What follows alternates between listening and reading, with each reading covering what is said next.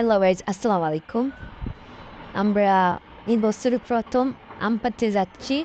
এখন আমরা ছাদে তারপর যে আমরা একটু বুনো নিয়ে নিচ্ছি। বুনো নিয়ে আমরা এই যে লাঠিটা তৈরি করবো। ওকে, তৈরি করে আমরা আম পারবো। তার জন্য দেখুন আমরা লাল লাল আম, যারা এই বছরের প্রথম আম খান না এখনো, আমরা আম খেয়ে আমরা এখন খাবো, বুঝছো? এই গাইস, এখন আমের লাঠিটা তৈরি হয়ে গেছে। হ্যাঁ, হ্যাঁ, এখন দেখেন লাঠির তৈরি হয়ে গেছে। এখন আম পারবো।